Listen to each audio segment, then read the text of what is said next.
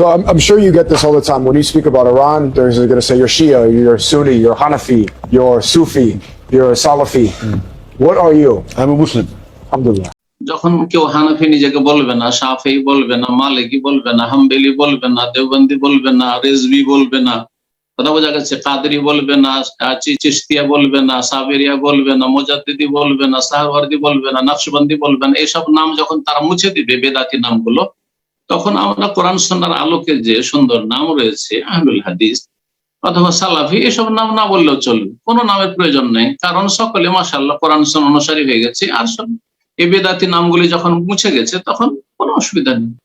কিন্তু তারা যখন বেদাতি নাম রাখতে পেরেছে, তো আমরা এই বেদাতিদের মাঝে যে কোরআন সুন্নাহর এই ভেজাল অনুসারী, এটা কি দিয়ে প্রকাশ করবো? মুসলিম বলে যথেষ্ট? তাহলে আপনি ওদেরকে বলেন যে ওরা কি অমুসলিম? ওরাও তো মুসলিম। তাহলে কি করে মানুষ বুঝে আমি কোন মুসলিম হব? কোরআন সুন্নাহর অনুসারী মুসলিম হইলে আমি কেমন করে মানুষের কাছে পরিচয় দেব? এই জন্য অমুসলিমদের সামনে আমি নিজে আহলে হাদিস অথবা সালাফি এটা বলার কোনো প্রয়োজন নেই। অমুসলিম যখন আপনাকে জিজ্ঞেস করবে তখন বলুন আমি মুসলিম। কিন্তু যখন মুসলিম সমাজে আপনাকে পরিচয় দিতে হচ্ছে, আর কেউ দেওবন্দি, কেউ বেরেলভি, কেউ আর কিছু, কেউ আর কিছু, তখন আপনাকে অবশ্যই পরিচয় দিতে হবে যে আনা সালাফি, আমি সালাফি, আমি আহলুল হাদিস, এ নাম অবশ্যই লাগবে। কথা বুঝতে পেরেছেন? আর এর বিপরীত যারা বলছে তারা মানুষকে বিভ্রান্ত করছে। তারা আহলে হাদিসকে দেখতে পারে না, কি জানেন? আহলে হাদিস পরিচয় দেওয়া যাবে না, কি বলতে হবে? মুসলিম। বা আছে না এমন আমাদের যুবক ভাইদের মধ্যে কেউ আছেন আপনাদের মধ্যে? থাকলে একটু হাত তোলেন তো ভাই। না না, কেউ যদি থাকেন আপনার সঙ্গে মারামারি কেউ করবে না রে ভাই। কেউ আছেন যারা মনে করেন না আল্লাহ আমাদের নাম মুসলিম দিয়েছেন, তো আমরা নিজে থেকে আহলে হাদিস কেন বলবো? মুসলিম বলবো। আমাদের আহলে হাদিস পরিচয় দেওয়া উচিত নয় ভাই। এমন কেউ বিশ্বাসী আছেন এমন আকীদায়? থাকলে কেউ হাত তোলেন তো ভাই। একজন, আলহামদুলিল্লাহ। আচ্ছা ভাই আপনি একটু দাঁড়ান না, ভয় পেলে বসে থাকেন না। অনেকে ভয় পায় যে মজলিসে ওঠা অভ্যাস নাই। তবে আপনার নাম কি? আবু বকর। মাশাআল্লাহ। আপনার দাবি কি বলেন? বাড়ি কোথায়? না, আপনার নাম বলেছেন আবু বকর, তাই তো ভাই? তো আপনার দাবি কি? মানে আপনার দাবি মানে কি এটাই যে আমাদের নাম মুসলিম হবে? আল্লাহ কোরআন সূরা হাজের 78 নম্বর আয়াতে বলেছে, সূরা ইমরানের 64 নম্বর আয়াতে বলছে, 102 নম্বর আয়াতে, সূরা হামিদ সাজদা 34, বিভিন্ন জায়গায় আল্লাহ বলছে বিআন্না মুসলিমুন। তোমরা বলো, সাক্ষী থাকো আমরা মুসলিম। তো আমাদের নাম মুসলিম হওয়া উচিত, আমাদের নাম আহলে হাদিস পরিচয় দেওয়া যাবে না। এটা কি আপনার বিশ্বাস? আপনার নাম কি বললেন? আবু বকর। তো ভাই আবু বকর কে এই নাম রেখেছে? আব্বা রেখেছে। তবে আল্লাহর নাম রেখেছে কি আমাদের? মুসলিম। আপনি আবু বকর কেন ভাই? আল্লাহ যে নাম দিয়েছে সেই নামে তোমাদেরকে ডাকতে হবে, সেটা তোমাদের নাম, তাই না? আচ্ছা ওই নামে ডাকো। আল্লাহ যে নাম দিয়েছে সেই নামে যে তোমাকে ডাকতে হয়, সেটা যে নামে পরিচয় হয়। তো এখানে আপনার বাবা যে নামে দিয়েছে সেই নামে আপনি পরিচয় দিচ্ছেন, এখনই দিলেন। তার মানে বোঝা গেল, জি বসেন, তার মানে বোঝা গেল যে আমাদের নাম মুসলিমের পরেও একটা একটা নাম দেওয়া যায়। প্রত্যেকের ব্যক্তিগত একটা নাম আছে না নাই? আপনার নাম আবু বকর, আপনার নাম ওমর, আপনার নাম ওসমান, আমার নাম আলী, আর নাম রাহুল, আর নাম ওটা আছে না নাই? আছে। তার মানে বোঝা গেল না, আল্লাহ যে নাম দিয়েছে তারপরে একটা নাম দেওয়া যায়, যেন প্রত্যেকের আছে। ঠিক আহলুল হাদিস বা আমরা প্রত্যেকে মুসলিম, কিন্তু আমাদের মানহাজ কি? আহলুল হাদিস। এই আহলুল হাদিস কি পরিচয় দেওয়া যাবে? যে যাবে। একাধিক জায়গাতে আহলুল হাদিস শব্দটি ব্যবহার করা হয়েছে। সুনান তিরমিজি খুলবেন, কিতাবুল ফিতান, হাদিস নাম্বার 2192 এবং 2229। সওবান রাদিয়াল্লাহু তাআলা আনহু, আবু হুরায়রা, জাবের বিন আব্দুল্লাহ, মুআবিব ইবনে কুররাতা তার পিতার সূত্রে একাধিক তাওয়াতুর পর্যায়ে হাদিসটা আছে। 17 জন রাবী হাদিসটা বর্ণনা করেছে, আর 20 জন মুহাদ্দিসের কমেন্ট আছে হাদিসের উপরে। তার মধ্যে সুনান তিরমিজি খুলে দেখেন, কিতাবুল ফিতানের 2229 নম্বর হাদিস, মুআবিব ইবনে কুররাতা তার পিতার সূত্রে বর্ণনা করছে, ইজা ফাসাদু আল শাম ফালা খায়রি ফিকুম লা তাজালু তায়ফাতুন মিন উম্মতি মানসুরিন লা ইয়াজুরুহুম মান খাযালাহুম হাত্তা তাকুমা সাআত। ক্বালা মুহাম্মদ বিন ইসমাইলা ক্বালা আলী ইবনুল মাদিনী হুম আহলুল হাদিস। আলহামদুলিল্লাহ, সুনান তিরমিজিতে মজুদ আছে যে তাইফে মানসুরা সাহায্য প্রাপ্তি দল, জান্নাতি দল, ফেরকায়ে নারজি, একটা দল কিয়ামত পর্যন্ত হকে পুরে থাকবে। এই হাদিসের ব্যাখ্যাতে ইমাম তিরমিজি জন্মগ্রহণ করে 209 হিজরি, মৃত্যুবরণ করে 279 হিজরি।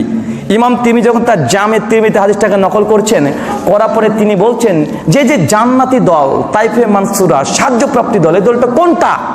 ইমাম তিরমিজি বলছে সাবালতু মুহাম্মদ বিন ইসমাইলা, এই জান্নাতি দল প্রসঙ্গে আমি ইমাম বুখারীকে জিজ্ঞাসা করলাম। কাকে? তার উস্তাদকে, ইমাম বুখারী, জন্ম 194, মৃত্যু 256।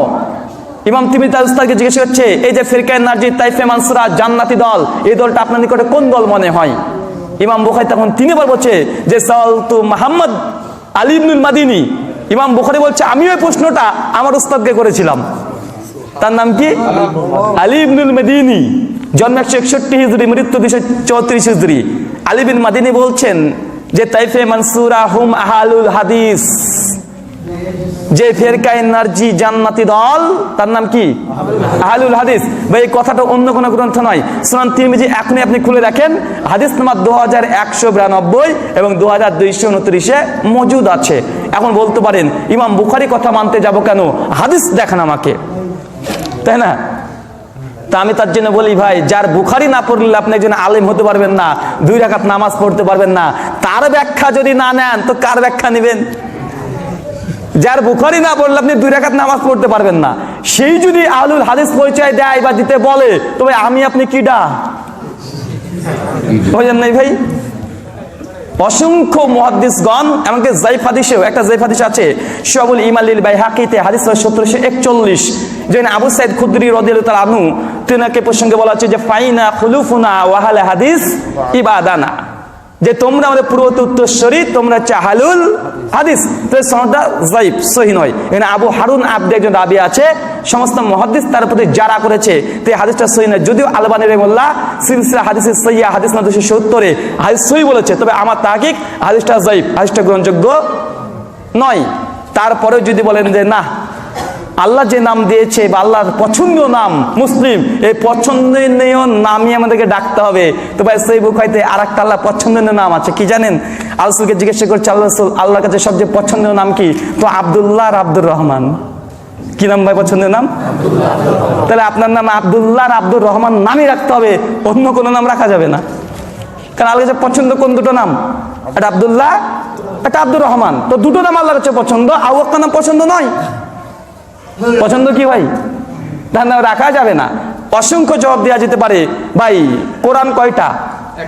কোরআনের নাম কয়টা? অসংখ্য। কোরআনুল কারীম, হাকিম, ফুরকান, নূর, অসংখ্য নাম আছে। ভাই আল্লাহ কয়জন? আল্লাহর নাম কতগুলো? অসংখ্য। রহিম, আল করিম, হাকিম, অনেকগুলো নাম আছে। ভাই আমাদের শেষ নবী কয়জন? নাম কয়জন? মুহাম্মদ, আহমদ, আল মাহি, আল আকিব, শারসুন আলিল বাগাবি, হাদিস 36-36, দেখেন অসংখ্য নাম আছে বিশ্ব নবীর। তার মানে বোঝা গেল ভালো জিনিসের নাম অনেক থাকে। তো মুসলিম আমরা, তো আমাদের নাম আহলুল হাদিস মানহাজ হতেই পারে। আর আল্লাহ যে শুধুমাত্র আমাদেরকে মুসলিম বলে ডাকেছে, এটা সঠিক কথা নয়। আল্লাহ হচ্ছে ইয়া আইয়ুহাল্লাযীনা আমানু, ডেকেছে কি ডাকেনি?